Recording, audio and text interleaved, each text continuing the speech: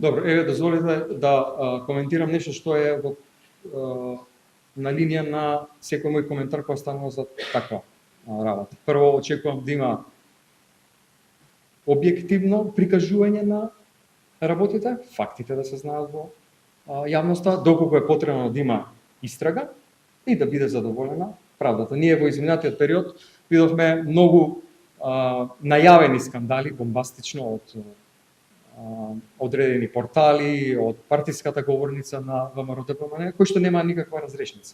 Да ве потсетам, најава некаква за подкуп на премиерот. Понатаму дека бил следен со дронот, понатаму дека ќе има на дестабилизација. И еве сега некакво следење. Денеска има изјава и од поранешниот директор на Агенцијата за национална безбедност и тој самиот.